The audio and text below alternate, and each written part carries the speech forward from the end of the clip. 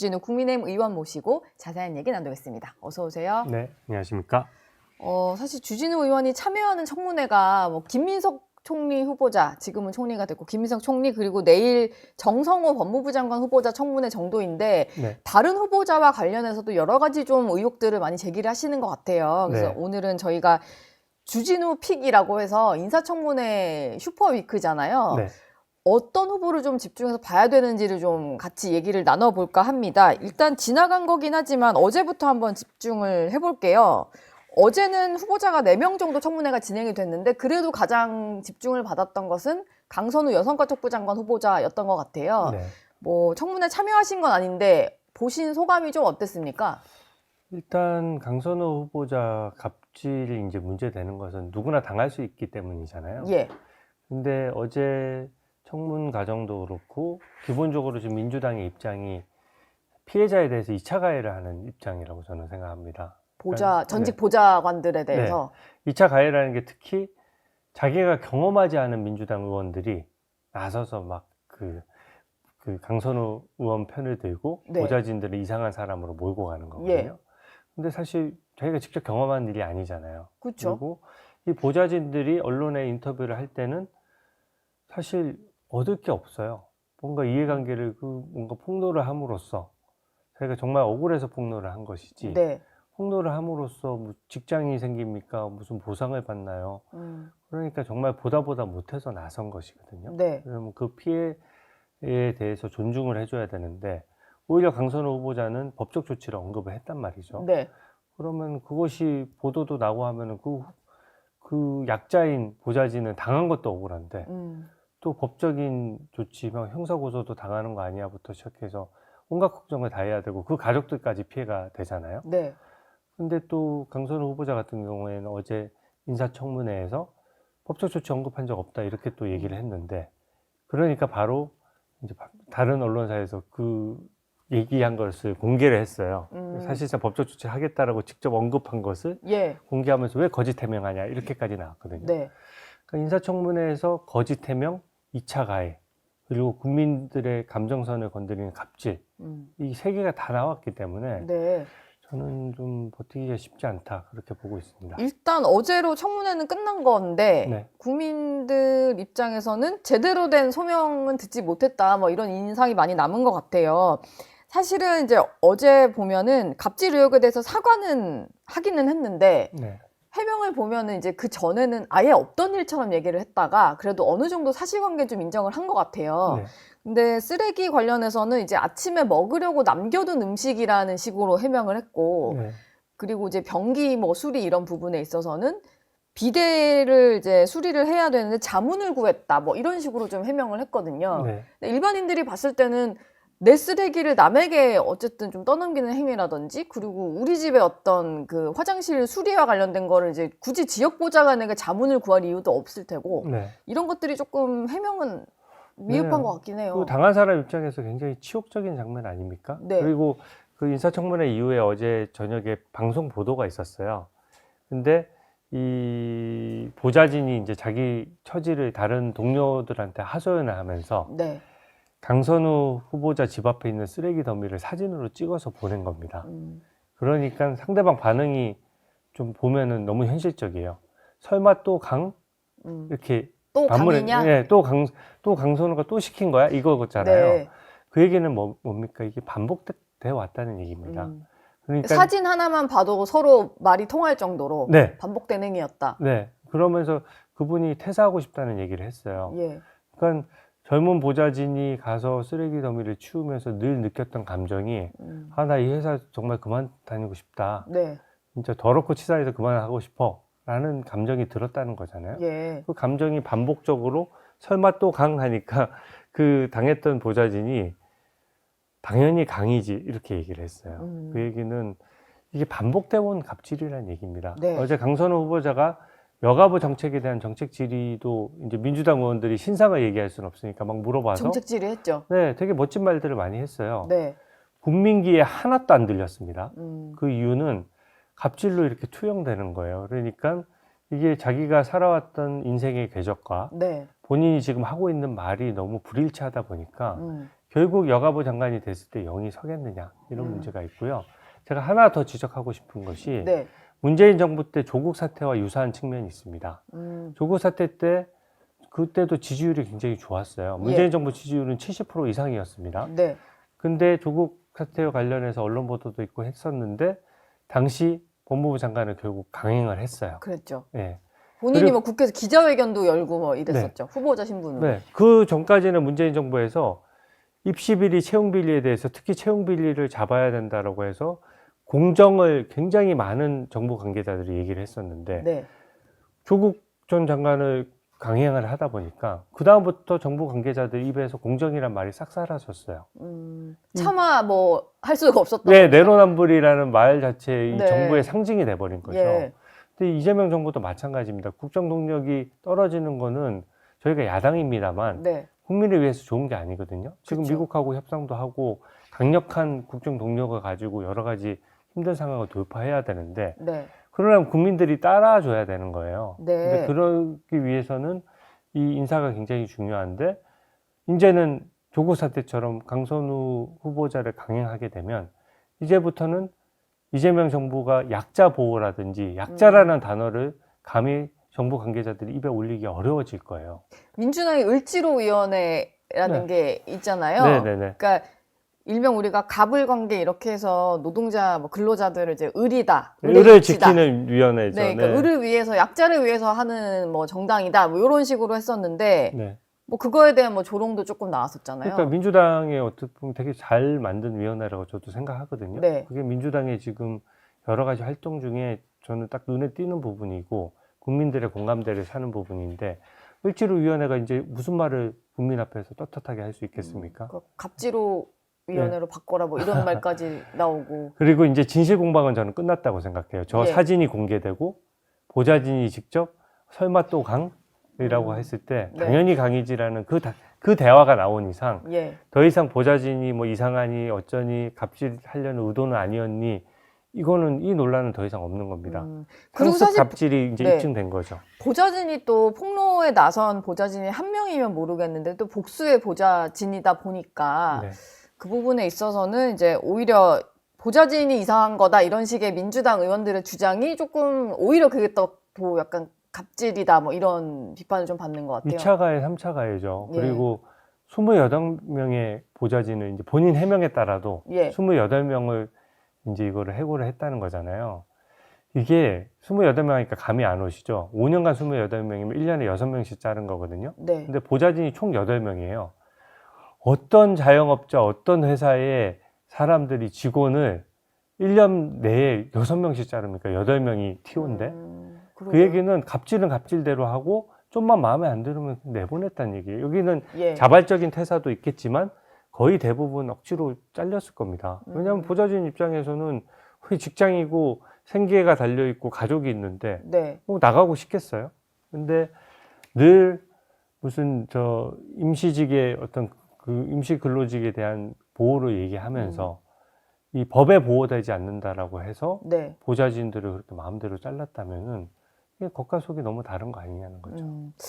어제 일단은 그 강선우 후보자에 대한 청문회가 있었고 오늘부터도 또 계속 나흘간 청문회가 추가로 더 진행이 될 텐데 저희가 이제 CG를 한 판은 준비를 했는데 네. 주진우 픽을 좀 저희가 꼽아봤습니다. 오늘 같은 경우는 일단 권오을 국가보훈부 장관 후보자를 눈여겨봐야 된다 이렇게 좀 픽을 해주셨는데 맞습니다. 어떤 것 때문에 그런 건가요? 이 권오을 후보자 같은 경우에는 사실 뭐 국민의힘에 있다가 이제 가신 분이잖아요. 예. 그런데 그러니까 뭐 저희 입장에서 보수 성향을 가졌던 분을 쓴다고 하는데 반대할 이유는 없는데 국가보훈부 장관직이랑 너무 안 맞아요. 왜냐하면 국가보훈부라고 하는 거는 나라를 위해서 목숨 바친 사람들을 예우하는 자리입니다. 네. 어느 자리보다 본인의 흠결이 없어야 돼요. 나라를 위해서 봉사해서 그 고귀한 희생에 대해서 기리고 그 유족을 돌보고 하는 역할을 하는데 네. 그분이 이름 걸고 당당하게 호국 명령에 대한 존중을 표시할 때는 본인 스스로 깨끗해야 되는데 이것은 지금 일단 성인지 감수성부터 문제가 많아요. 아, 그 그렇군요. 글들을 보면은 제가 예. 굳이 입에 올리진 않겠는데 네. 기본적으로 성에 대해서 다른 글들을 너무 쉽게 언급하고, 네. 예를 들어 선거를 독려하는 글을 하고 싶은데 어떤 일반인들이 쓴 그냥 되게 좀 어떻게 보면은 성인지 감수성이 떨어지는데 첫 성경험에 대한 글을 쓴 것을 네. 그것을 그 글을 그대로 올리면서 이번 선거도 첫 선거를 하는 사람들이 이런 기분일까? 뭐 이런 식의 말을 했어요. 상당히 적절하지 않은 비유를 적절하지 갖다 않아요. 댔네요. 비유의 어떤 맥락도 모르겠어요. 네. 솔직히. 뭐 이게 문해력이 있나 싶을 정도로 엉뚱한 글을 들고 와서 엉뚱하게 인용을 한 건데 네. 그 자체도 약간 불편한 내용의 성경험을 선거에 빗대다 보니까 네. 이분이 평소에 도대체 어떤 사고를 하고 있어라는 생각이 일단 들고요. 네. 또 이 국회의원을 그만두고 한참 오래 있는 동안 네. 사실 전국 각지의 회사로부터 월급을 받잖아요. 일은 하지 않고. 예. 근데 그게 탈세 문제하고도 직결됩니다. 그 회사 입장에서는 세금을 덜 내게 돼요. 비용을 털게 되니까. 그렇군요. 네. 네, 근데 커피만 마셔도 특히 배우자가 있는 그 업장 같은 경우에는 내가 뭐 배우자는 커피 한잔 하면서 이런저런 조언하면 월급 받을 수도 있지 이런 건데 네. 자영업자들이 만약에 비용 털기 위해서 온 가족 다 종업원으로 등록해 놓으면 세금 안 내도 되죠. 탈세 문제가 또 발생을 할 수 있군요. 네. 근데 누구는 나라를 위해서 목숨을 바쳤는데 누구는 나라에서 세금을 빼먹는다면 그게 이게 적합하겠느냐 이런 문제가 예. 있는 거고요. 특히 여러 군데서 그 월급을 받는다는 거는 저는 고질적인 문제라고 봐요. 정치를 그만뒀을 때 사실은 주변에 챙겨주는 거잖아요. 네. 저는 이게 이해충돌 문제로부터 과연 자유롭나? 과거에 나한테 덕본 사람이나 정치할 때 덕본 사람이 챙겨줄 수도 있는 거고 네. 반대로 약간 정치를 했던 경험을 가지고 인맥이 있잖아요. 네. 그러니까 어떤 회사에서 채용을 했을 때 그냥 말이라도 한마디 국회에 가서 할 수 있는 사람을 채용하는 측면이 있기 때문에 국민 눈높이에서 봤을 때 적절하지 않거든요. 한두 개 하는 것도 아니잖아요. 전직 의원들이 이른바 약간 정관예우처럼 네.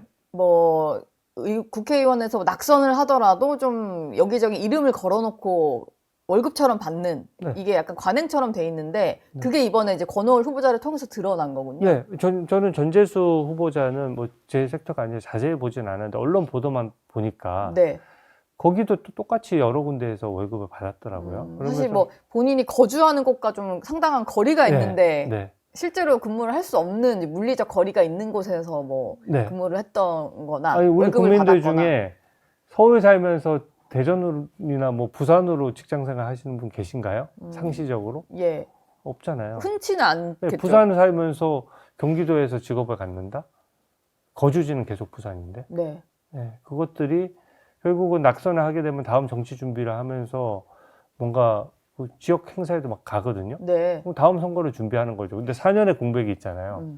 그동안 다른 데 적어두고 하는 것들이 저는 글쎄요, 이게 관행인지 몰라도 국민들이 불편해 할 수 있는 지점이고, 예. 뭐, 전재수 후보자까지 갈 것도 없이, 권오을 후보자 같은 경우에는 그 국가보훈부라는 그 명예스러운 자리와 맞지 않는다. 맞지 않다. 네, 네.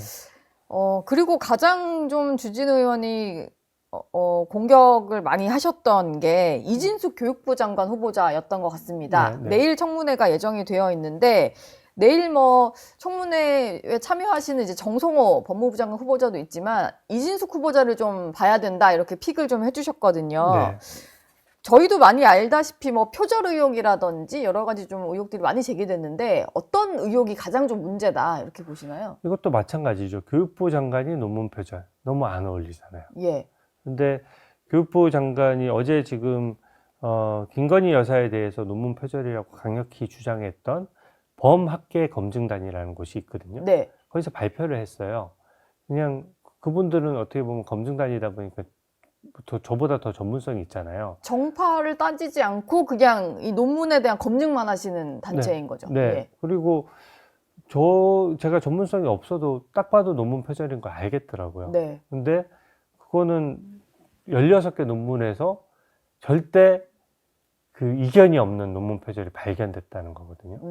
16편의 논문의 연구윤리에 문제가 있다는 거예요. 네. 그러니까 제자 논문이 먼저 발표됐든 제자 논문이 늦게 발표됐든 논문은 한 번 썼는데 네. 이럴 때는 제자 단독으로 논문 썼다고 발표했다가 어떤 때는 또 자기랑 공동으로 발표했다라고 하고 하나의 물건의 소유권이 막 난립하는 거거든요. 네. 그 얘기 자체가 뭐 어렵게 자기 이름으로 논문을 내기 위한 많은 사람들의 노력을 완전히 헛되이 하는 거고요.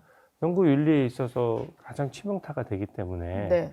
저는 교육부 장관이 이제 대학의 연구 활동을 좀 장려해 주십시오. 꼭 논문 얘기를 안 하더라도 네. 그 얘기를 입에 올렸을 때 지금 강선호 후보자가 여가부 정책 얘기했을 때 약간 한 귀로 듣고 한 귀로 흘리듯이 영이 서겠느냐 이런 문제예요. 그리고 더더군다나 자녀 교육 문제, 해외 네. 조기 유학 보냈습니다. 네. 근데 그게 해명도 좀 이상해요. 애들의 의사를 존중했다라고 하는데 왜 조기 유학이 저희가 부모를 제외한 조기 유학을 왜 금지시켜 놨냐면은 아이들은 조기 유학이 말 그대로 초등학교 때는 네. 인격 형성이 아직 완전하지 않잖아요. 그러니까 부모가 주도하는 게 친권을 행사하는 겁니다. 아이들이 뭐 예를 들어 엄마 나 외국 조기 유학 가고 싶어 해도 그러면은 국내법상 의무 교육을 시켜야 되기 때문에 애를 조기 유학을 그렇게 보냈을 때 여러 가지 부작용 때문에 심리적인 부작용 그 아이한테도 좋지 않고 우리나라 교육에도 뭔가 잘못된 선례처럼 돼서 다 조기 유학 보내버리면 돈이 있다고 해서 네. 그러면은 국내 공교육은 무너지는 거거든요. 그런 것 때문에 초등교육법에 못하도록 해놨어요. 네. 근데 교육법을 위반한 교육부 장관 저는 있을 수 없다라고 생각합니다. 그것만 유독 인정을 했던 부분인 것 같아요. 본인도 인정을 하고 사과를 한 부분인데 인정 안 할 수가 없죠. 예. 본인 몸은 그죠. 국내에 있는데 아이들은 거기서 수학을 했으니까. 뭐 법 규정을 좀 어긴 부분이니까 네. 인정을 안 할 수가 없고 논문 표절에다가 이제 자녀의 조기 유학 과정에서의 법을 위반한 문제 이런 네. 것들이 있는데 사실 이게 다른 부처 장관 후보자여도 문제인데 네. 하필 또 교육부 장관 후보자다 보니까 그 본인 스스로가 예. 공교육 우리 대한민국의 공교육 체계를 믿지 못한 거잖아요.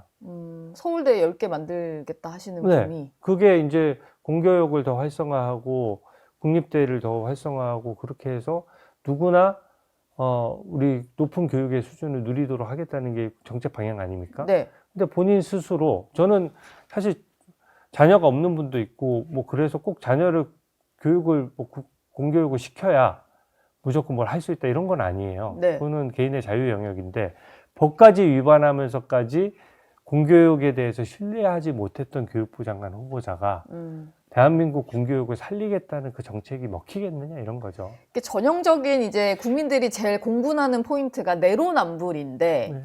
본인들 입으로는 공교육을 살리겠다라고 하면서 자기 자녀들은 뭐 특목고 보내고 네. 비싼 사립학교 보내고 유학 보내고 이런 거에 있어서 약간 내로남불이 되는 거잖아요. 네, 맞습니다. 이게 뭐 내일 청문회에서도 아마 좀 이슈가 되지 않을까 싶어요. 근데 지금 그 이진숙 후보자 같은 경우는 지난주에 이재명 대통령과 이제 보수 논객들이 좀 만났는데 정규재 TV의 정규재 대표 같은 경우는 이진숙 후보자에 대해서 이 대통령이 그분은 제가 직접 추천한 분은 아니다. 뭐 이런 얘기를 했다라고 좀 공개를 했거든요. 네. 이건 좀 어떻게 해석을 해야 될까요? 내 픽은 아니다 이런 건데요. 그러면 강선우 후보자는 이재명 대통령의 픽인가? 픽입니까? 예. 그러니까 그렇기 때문에 픽이냐 아니느냐에 따라서 낙마 여부가 갈라져서는 안 되고요. 예. 대통령 입장에서는 사실 아는 사람을 쓰고 싶죠. 하지만 뭔가 국민 검증에 걸려서 눈높이에 너무 현격히 떨어지면 국정 동력을 위해서 아는 사람이라고 하더라도 똑같은 잣대를 들이대야 되는 거고요. 네. 이제 이진숙 후보자는 그런 고민은 있을 것 같아요. 이제 여성 고위공직자가 숫자가 적고 또 충청권에 또 지방대학 출신이라는 또 상징성이 있잖아요. 네. 그 점에 대해서는 저도 뭐 인사의 맥락은 알겠어요. 근데 사심 없이 인사를 했다는 뜻이겠죠. 네. 하지만 이것은 논문 표절이 긴가민가한 게 아니라 논문 표절이 100% 확실합니다. 사실 이제 국민의힘 의원들만 지적하신 게 아니라 네. 김건희 여사의 논문 표절 의혹을 제기했던 단체조차 이진숙 후보자에 대해서는 논문 표절이라고 어제 또 기자회견까지 했으니까. 네. 그리고 인사검증팀이 있을 거 아니에요, 이번 정부에도. 네. 인사검증팀에는 그 학계 검증단 수준에 있는 분들이 그 논문에 전문성 있는 분들이 논문을 검증하는 거니까 네. 대통령실도 이미 답을 가지고 있을 거예요. 이번 논문이 표절입니까 아닙니까? 저는 당연히 표절이라고 생각하고 모든 국민들이나 연구해보거나 학위를 가지거나 준비하는 분들은 다 표절이라고 생각해요. 제가 의혹이라고 안 하잖아요. 예. 논문 표절이라고 얘기하지. 예. 제가 방송에서 공개된 자리에서 의혹을 안 붙일 정도 되면은 이거는 사실관계에 나온 거거든요. 그러면 저는 교육부 총리 자리는 너무 중요하기 때문에 네. 사실 일종의 전략 같은 거죠. 청문회까지 시간 끌고 그때 그렇게 하고 뒤늦게 낙마시키면 다른 후보자들 보호에 약간 더 좀 유리한 측면이 있거든요. 예. 일단 이번 주 내내 이어지는 청문회까지는 다 하고 네. 뭐 다음 주 초나 이렇게 좀 네. 여러 명 중에 이제 그때 가서 뭐 낙마를 시키면은 다른 후보자 보호에 유리한 측면이 있지만 교육부 총리 자리가 중요하잖아요. 네. 하루라도 일찍 누가 와야 되지 않습니까? 예. 그쵸. 그러니까 저는 논문 표절을 하지 않은 훌륭한 지방에서 근무하는 교수님들 중에 훌륭한 교수님 굉장히 많습니다. 진짜 묵묵히 연구하고 제자들한테 존경받는 교수 많아요. 예. 논란 없는 분도 저는 충분히 찾을 거라고 생각하고 오히려 교수님들은 논문 표절이 문제되는 교수님 오히려 극히 드물 정도예요. 네. 그분이 직업인들이잖아요. 예. 근데 그런 분들을 빨리 모셔와서 하루라도 빨리 교육부 장관 자리를 비우지 말아야지. 네. 이거를 이 명백한 사안을 놓고 이미 인사검증팀에서 답도 다 가지고 있을 텐데 네. 그냥 국민 눈치 보기 한다? 저는 국정을 책임지고 있다면 그렇게 하면 안 된다고 봅니다. 근데 주진우 의원이 좀 예상하시건데 왠지 그냥 청문회는 지나고 나서 다른 후보자들 보호용으로 좀 물타기식으로 아마 이진숙 후보자에 대해서는 거취를 좀 정리하지 않을까 이렇게 좀 예측을 하시는군요. 네. 분위기가 뭐 일단은 좀 지켜보겠다라는 분위기인 것 같기는 해서 뭐 청문회까지는 아마 보겠다라는 것 같아요. 그리고 내 픽이 아니다는 말은 또 그 민주당 좀 극렬히 지지하시는 분들에게 그냥 그거에 대한 사전 양해를 구하는 말처럼 들리기도 해요. 내가 직접 픽한 거 아니고 추천받아서 한 거니까. 네. 부담이 없을 수 있겠군요. 민주당 입장에서도. 네. 그러니까 내가 낙마시키더라도 뭔가 국민의힘이나 여론에 밀려서 그런 것이 아니라 그게 그런 만한 사정이 있어서 그런 거다라고 미리 양해를 구하는 장면처럼 느껴지기 때문에 예. 저는 버티기 어렵다고 보는 거죠. 네. 내일은 이제 정성호 법무부 장관 후보자의 청문회도 있는데 법사위원이시니까 직접 참여를 하시잖아요. 근데 사전에 질의를 좀 하셨던 것 같은데 정성호 후보자가 지난번에 이제 본인의 어떤 서울대 동문들 앞에서 이제 대통령의 공소 취소 얘기를 좀 해서 네. 그걸 가지고 좀 논란이었는데 인사청문회를 앞두고 다시 한번 질의를 했더니 답변이 어렵다라는 입장이 왔나 보네요. 네. 예. 답변이 어렵다는 이유가 저는 좀 이상합니다. 뭐 구체적인 상황이나 내용을 좀 아직 파악이 덜 돼서 답변이 어렵다는 식인데 지금 제가 정성호 후보자가 물론 지명 전이긴 하지만 네. 지명이 사실 유력한 상황이고 사실 그 친명계의 자장으로 불릴 정도로 이재명 대통령의 복심이잖아요. 네. 그리고 연수원 동기이기도 하고 사석에는 형 동생 하는 사이입니다. 근데 일단 조국 전 장관에 대한 사면을 먼저 언급하고 정성호 후보자. 네. 네. 네. 그리고 이재명 대통령의 공소 취소를 얘기하는 거예요. 근데 특별 사면과 공소 취소 이런 것들은 특정 개인에게만 엄청나게 특권을 주는 거거든요. 그렇기 때문에 굉장히 말도 아껴야 되고 일반 국민들과의 형평성도 생각해야 되고 네. 전례도 따져봐야 되기 때문에 네. 유력 정치인이라고 해서 함부로 먼저 입에 올리는 게 안 맞습니다. 네. 근데 저는 실수라고 보지 않아요. 일부러 이 이슈를 꺼내들므로써 국민들에게 어떻게 보면 여론의 어떤 간을 보는 거거든요. 근데 그래서 제가 이제 이 입장을 좀 분명히 하라는 것이고 네. 사면만 하더라도 그렇습니다. 그 일반 국민들도 사면을 받아요. 그러니까 보통은 이제 특정 유력 정치인만 사면하면 일반 국민들 감정이 안 좋으니까 그렇죠. 3분의 2 이상의 형량을 살았던 사람들 중에서 어느 정도 형은 다 살아야 되는 거군요. 3분의 2가 요건을 기준입니다. 갖추려면. 네, 3분의 2. 네, 정통적으로 역대 정부에서 다 그렇게 해왔어요. 네. 그렇지 않습니까? 누군가 잘못을 해서 감옥에 갈 정도면 굉장히 큰 잘못을 한 건데 네. 3분의 2 이상은 살아야 사면의 어떤 판 위에 올라갈 수 있는 거고요. 네. 죄명의 한계도 있어요. 살인범 3분의 2 살았다고 풀어줄 수 있습니까? 못 풀어주잖아요. 그렇죠. 그러니까 중요하네요. 네, 그리고 피해자가 버젓이 있고 피해 회복이 안 된 경우에는 안 해줍니다. 네.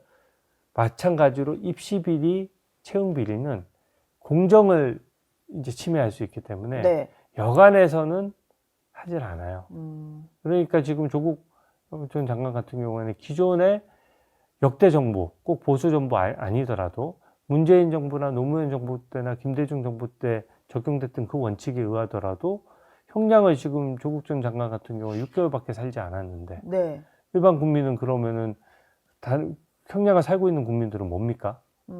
그렇잖아요. 그분들도 다 가족이 있는 분들이고 그렇죠. 또 가족 입장에서는 언제 나오나 기다릴 수밖에 없잖아요. 네. 근데 여기는 2년 중에 6개월이고 또 재판받는 과정에서조차 막 법정 구속도 안 되고 의원 배지도 달고 출마도 하면서 네. 정치적인 권리도 다 누렸잖아요. 근데 이제는 형도 그냥 무조건 이번에 사면한다? 저는 이것은 좀 공정이 맞지 않다라고 생각이 들고요. 공소 취소는 더 그렇습니다. 네. 이재명 대통령에 대한 재판이 정지된다는 것도 국민 여론이 좋지 않은데 이것도 지금 대법원의 판결도 아니고 개별 1심 판결대로인데 이재명 정부 법무부에서 이의 제기도 안 해요. 네. 그래서 수리슬쩍 지금 재판 정지된 상태로 그냥 수리슬쩍 가고 있습니다. 이 재판도 열어야 공정한 마당에 지금 민주당이 하는 것은 무슨 TF 같은 거 만들어서 이 재판도 뒤집어 보려고 하고. 그러니까 검찰의 조작 기소다 이런 네, 거잖아요. 네. 네. 그러니까 벌써부터 퇴임 후를 대비하는 거죠. 그 퇴임 후에 재판을 아예 없애버리겠다는 의도로 지금 공소 취소를 얘기하는 거거든요. 네. 그게 과연 가능하겠습니까? 이 부분에 대해서는 뭐 아마 내일 청문회에서도 집중 질의를 하실 것 같은데 네. 여튼 후보자는 말을 조금 뭐 바꿨다고 해야 될까요? 그 전에는 이제 공소 취소를 강하게 얘기를 하다가 청문회 앞두고는 좀 답변하기 곤란하다라는 식으로 좀 나온 상황인 이거는 거죠. 예. 유보적인 입장을 하는 순간 국민들이 바로 아시게 되는 겁니다. 네. 이거는 법무부 장관 되면 법 지킬 거예요라고 물어보는 거랑 마찬가지거든요. 네. 공소 취소는 정말 드물게 진범이 뒤늦게 잡힌 경우 아니면은 예. 공소 취소 받아본 국민 한 명이라도 있습니까? 제 주변을 포함해서 저도 변호사 3년이나 했습니다. 네. 공소 취소된 의뢰인이 한 명도 없어요. 모든 변호사 마찬가지일 거예요. 공소 취소 최근에 된 사람 본 적 있으세요? 예. 없죠. 저는 일단 주변에서는 없는데. 네. 근데 그게 전체 통계로 보면 연간 몇 명이 있어요. 네. 뭐 진범이 잡히거나 실수로 기소하거나 그러니까 과오가 있을 수 있잖아요. 아, 정말 큰 오류가 있었을 때 네. 가능한 게 공소 취소이군요. 네, 내가 뭔가 검찰로부터 탄압받았다는 식의 프레임을 씌워가지고 예. 그러면은 공소를 취소할 수 있다 그러면 이제 정치인들은 음. 정권 바뀔 때까지 재판 끌었다가 문제 돼도 그냥 그러면은 예를 들어 다음에 보수 정부 들어서면은 그 국민의힘 관련된 정치인들은 기소된 사람도 다 공소 취소하면 되는 겁니까? 네. 그럼 이제부터 이재명 예. 정부에서 기소된 사람들은 다음 정부 들어서면 공소 취소해도 할 말 없는 거예요. 이거는 국민과 공평하게 재판을 받아야 된다는 대원칙을 깨트리는 것이기 때문에 네. 그냥 장관 돼서 살펴보겠습니다 이렇게 하는 게 아니고 저는 이것은 법 원칙상 되지 않는 것입니다 라고 답변을 해야 정상이라고 봅니다. 예. 내일은 그렇고요. 17일 같은 경우는 조현 외교부 장관 후보자를 콕 집어서 네. 주진우 픽을 해주셨는데요. 이게 좀 다른 후보자들 의혹이 많이 나오다 보니까 좀 묻히긴 했는데 여기 같은 경우는 이제 조 후보자의 배우자 같은 경우에 도로를 사서 이제 10억 원의 어떤 시세 차익을 거둔 게 있었어요. 네. 재개발 지역에. 도로를 사는 것도 흔한 건 아니다 보니까 처음 보지 않으셨어요? 저는 이제 후보자들 청문회 하면서 좀 본 본 기억이 나요. 그것도 예전에. 도로는 저는 진짜 처음 봤어요. 네. 그게 돈이 되는지 몰랐네요. 네. 알았으면 저도 샀을 텐데. 네. 본인 스스로 횡재라고 표현했잖아요. 예, 횡재. 네. 근데 그게 우연히 내가 어떤 집을 살려고 했는데 그 집이 뭔가 개발이 되면서 이게 되거나 아니면 네. 부모가 뭐 원래 상속을 해줬는데 그 토지가 뭔가 개발이 되는 거를 횡재라고 하는 것이지 이건 본인이 적극적으로 산 거잖아요. 그쵸. 그리고 배우자 핑계를 댈 수도 없는 것이 공무원이기 때문에 재산 등록하기 때문에 이 도로가 사 있는 상황을 자기가 스스로 등록하는 거거든요. 네. 그러니까 몰래 사는 것도 아니에요. 그러니까 그리고 뭐 이제 몇 억씩 들어가는 거를 부부끼리 상의 안 하고 사진 않죠. 네, 보통. 그렇죠. 네. 그래서 도로를 산 행위 자체가 적극적인 투기 행위죠. 차익을 바라보지 않는 이상 도로에서 뭐 잠을 자려고 했겠습니까? 도로에다 예. 뭐 집을 지으려고 그러게요. 했겠습니까? 네. 그거는 도로를 삼으로써 뭔가 시세 차익을 바란 거잖아요. 근데 이분은 제가 아까 얘기했던 것처럼 논문 표절의 교육부 장관처럼 직위랑 충돌하는 건 아닌데 네. 현재 상황이랑 너무 충돌해요. 현재 상황. 예. 지금 실거주자나 실수요자조차도 지금 굉장한 강력한 대출 규제를 통해서 수요 억제책을 쓰고 있잖아요. 네. 한마디로 무주택자도 웬만하면 현금 진짜 많이 들고 있는 거 아니면 집살 생각 꿈도 꾸지 마 네. 라고 정부가 어떻게 보면 굉장히 강한 수요 억제책이라는 말은 뒤집어 보면 강제한다는 겁니다. 이게 자유민주주의 체제 국가에서 기본적인 사유재산권을 행사하는 데 있어서 뭔가 강제를 할 때는 네. 내 집을 가지고 내가 담보를 하는데 네, 하겠다는데. 하겠다는데 그거를 일정 이상의 약간의 한도가 아니라 네. LTV 정도를 제한하는 게 아니라 무주택자도 네가 들어와서 살 거 아니면은 절대 집을 못 사. 그러니까 6개월 만에 내 거주 이전의 자유도 집을 살려는 의사결정을 하는 순간 내가 이사를 무조건 일로 와야 되는 거죠. 네. 그런 것들이 침해되는 강력한 대책을 본인들은 해서 사실상 전세를 끼고 집을 사는 게 아예 불가능해졌어요. 저는 만약에 1가구 2주택자가 네. 전세를 끼고 1가구 2주택을 하기 위해서 투기 목적으로 사는 전세 갭 투기에 대해서는 저는 단호히 반대합니다. 네. 근데 무주택자가 정말 그 집이 잠깐 오르니까 불안하잖아요. 네. 그러니까 대출을 받고 어떻게 보면 돈이 모자라서 일부 전세를 끼게 되는 경우는 살다 보면 있을 수 있는 일이거든요. 네. 그런 것까지 일괄해서 다 막아버렸잖아요. 근데 조현 후보자 같은 경우는 아들이 미국에 있을 때 네. 증여도 하고 아들 자금은 3, 4억밖에 안 되는데 18억짜리 아파트를 산 거예요. 예. 지금은 6년 만에 그게 30억도 넘게 돼서 15억 이상을 벌었습니다. 용산에 있는. 네. 그러니까 이천동에 있는 아파트로 네. 저는 알고 있는데 네, 이천동. 네. 어쨌든 한강뷰에 좋은 아파트를 사는 과정에서 젊은 미국에 있는 그 아들 내외가 국내 부동산 시장을 어떻게 알고 하겠습니까? 네. 산 시기를 보더라도 문재인 정부 때 부동산 규제를 많이 하던 때예요. 근데 고위공직자가 자기 아들 집은 강연에 나가서는 이거는 그 기회 평등을 위해서 부의 대물림을 위해서 부동산 함부로 그렇게 넘겨주면 안 됩니다라고 스스로 막 강연도 하고 다니면서 해놓고. 10개월 뒤에 해외에 있는 아들을 위해서는 본인들이 한 그 10억 정도 증여하고 예. 자기 자금은 한 3억밖에 안 되는데 또 전세까지 껴서 18억의 아파트를 산 거잖아요. 불과 네. 5, 6년 전에. 예. 근데 본인들은 되고 우리는 안 되느냐라는 생각이 국민 입장에서는 좀 들 수가 있는 지점이고. 이것도 또 내로남불이 되네요. 예. 그래서 저는 전세 갭투기도 문제지만 그 앞에 거슬러 가서 보니까 도로까지 투기해서 투기죠. 네. 이거는 예. 투자가 아니라 투기라고 저는 자신 있게 말씀드릴 수 있는 것이. 그렇죠. 도로 같은 경우는. 네, 투기죠. 누가 보더라도. 예. 근데 투기를 해서 10억을 번 사람에게 굳이 우리나라 대한민국에 국무위원으로서 자격을 맡길 수 있느냐. 이분은 외교만 하는 게 아니거든요. 국무위원으로 부동산 정책에 본인이 의결권이 있네요. 네, 심의할 때 들어가는 거잖아요. 네. 내로남불 이슈가 안 걸릴까요? 지금 뭐 저희가 하다 보니까 뭐 청문회가 워낙 많아가지고 네. 18일 같은 경우는 마지막 날인 금요일에는 정은경 보건복지부 장관 후보자의 인사청문회인데 여기 같은 경우는 뭐 배우자의 어떤 농지 투기 의혹이라든지 그리고 또 코로나 시점에 코로나 수혜주 주식 투자 뭐 이런 논란들이 좀 이슈가 될 것 같고 시간이 많이 지나서 마지막 질문 하나만 좀 드리고 마무리할까 하는데요. 청문회 이슈는 아니긴 한데 이재명 대통령이 이제 청문회를 하지 않아도 되는 여러 가지 자리에 본인의 어떤 재판과 관련해서 변호를 했던 사람들을 많이 임명을 하고 있어요. 네. 근데 이제 뭐 대통령실 관계자들이나 이런 사람들이 하는 해명으로는 뭐 훌륭한 인재인데 뭐 이재명 대통령과 관련된 재판을 했다고 네. 안 쓰는 것은 또 역차별일 수 있다 뭐 이런 설명들을 많이 하더라고요.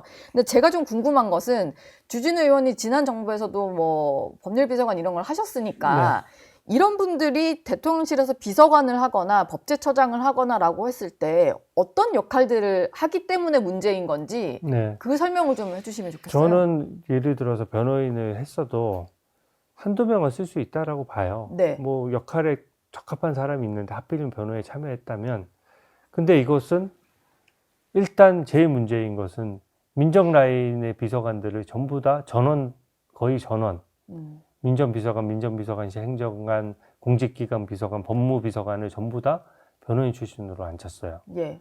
이분들이 결국은 검찰 인사를 하는 거고 경찰 인사를 하는 겁니다. 그러면 재판정에서 상대편에 있었던 사람들의 인사를 여기서 하는 거예요. 네. 바로 이해 충돌이 생기는 부분이고요.